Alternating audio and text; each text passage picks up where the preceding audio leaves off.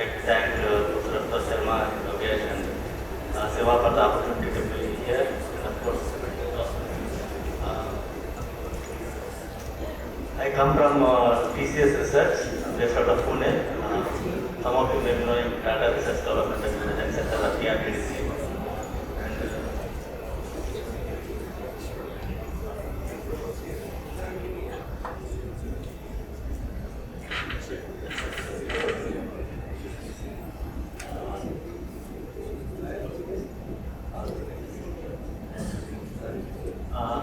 So, artificial intelligence is in the news, of course, quite a lot, everybody talks about it.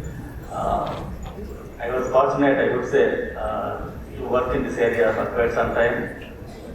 You are all familiar with the so-called DRDOs going from 1 to 3 to all the way to 7 to 9. But I would say this is one area where I had the opportunity, and also of course fortunate to go all the way from 1 to 3, start from 1 to 3 and then take it all the way. So I am going to share some of the experiences that we have done and then demonstrated in different industries.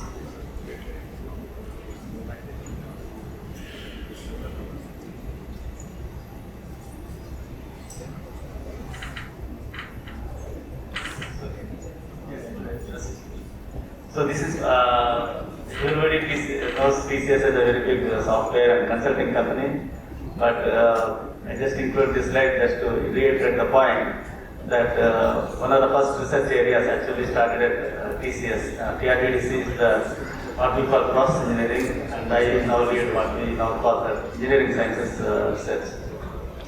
Incidentally, the first director of TRDO was Professor E.C. Subbarao, who was the dean at IIT Kanpur. And of course, I was also an element student at this place, incidentally in chemical engineering. So we have many programs.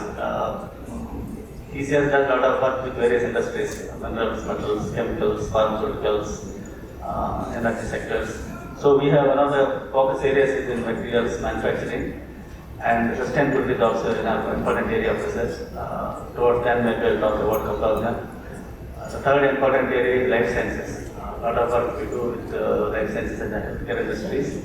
Some work we are doing internally as well as in collaboration with academic institutes on biopharma manufacturing. But cutting across all of them, the modeling, simulation, optimization and control, and now quite a lot on AI.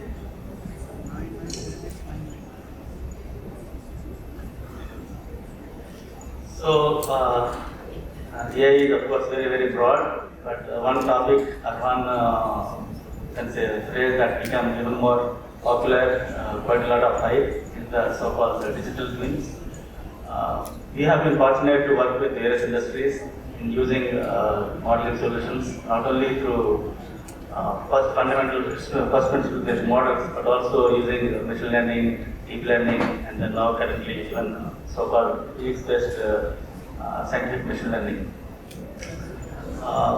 The definition what you see here, essentially digital twin is a cyber-physical system working autonomously and being in touch with the physical system continuously to take data from real-time data from sensors and then helping industries taking solutions in real time to optimize what people generally call key performance indicators such as productivity, emissions reduction, product quality, or maintenance related parameters such as availability, mean time between failure, safety incident, and things like that.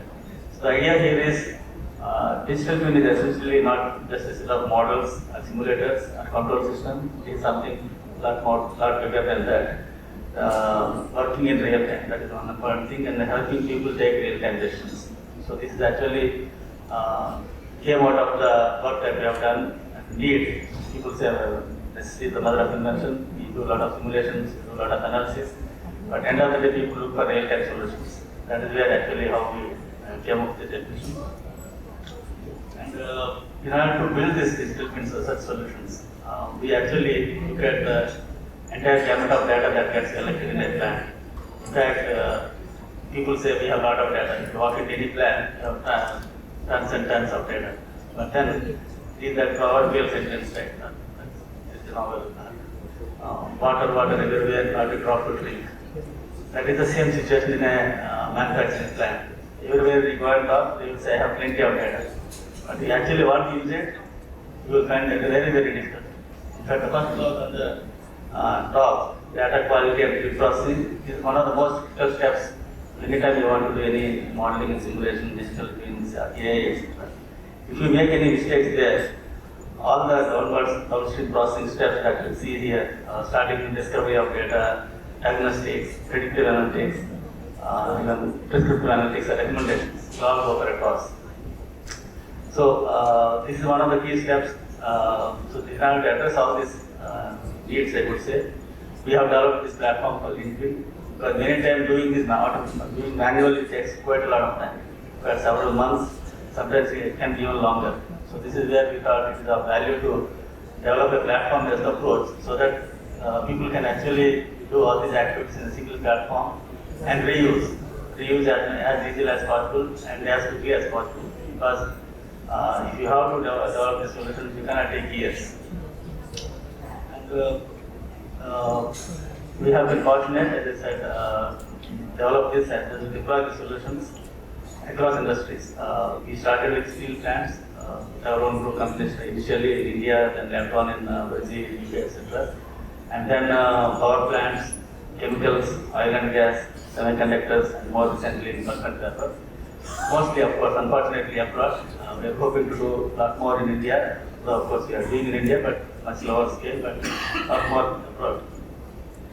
One of the things actually, while in fact, people who are familiar with the AI will know that there are different waves.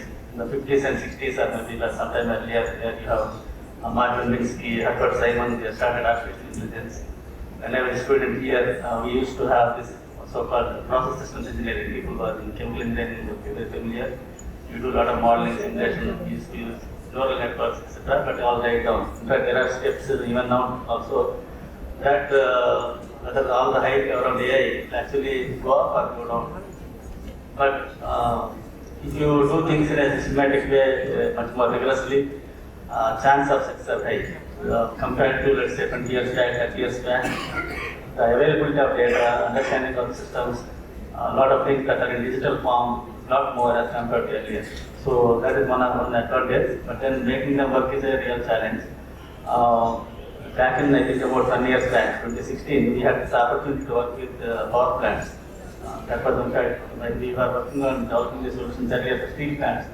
The one that really got triggered was when we developed a very sophisticated digital solution for power plants to reduce their emissions, to reduce the cost of production, to identify problems, especially predictive and things like that.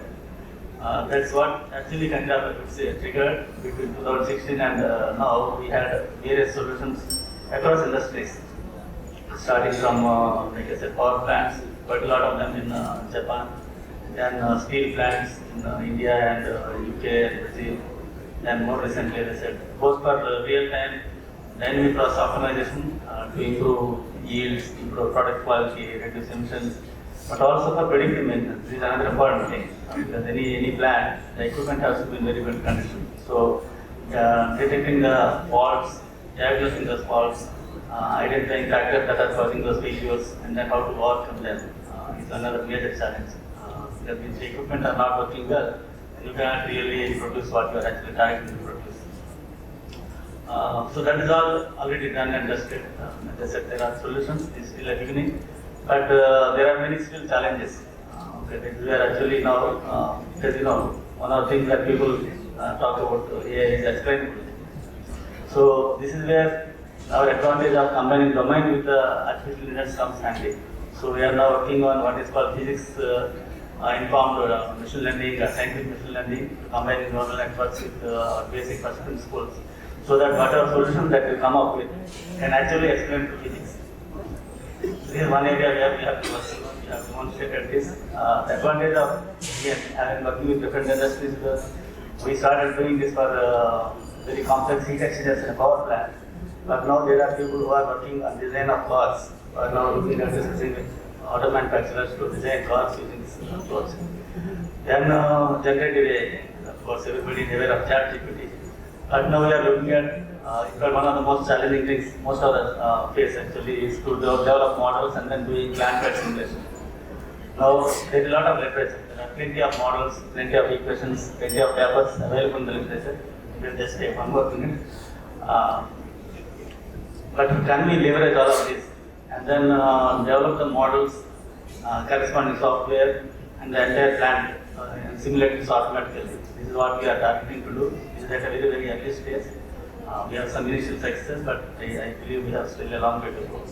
The two applications where we are looking at very focused way. One is sustainability, more focused on batteries and carbon capture, where we are trying to utilize some of these solutions in developing these solutions and then hopefully deploy them in real life.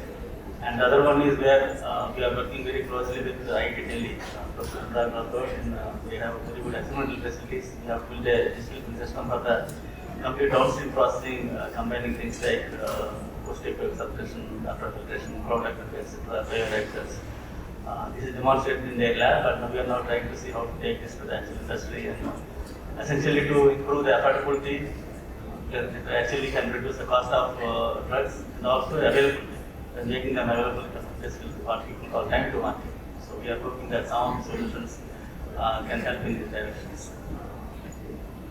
That I will end my talk. Thank you very much for the opportunity, and of course, we'll be glad to answer any questions in that.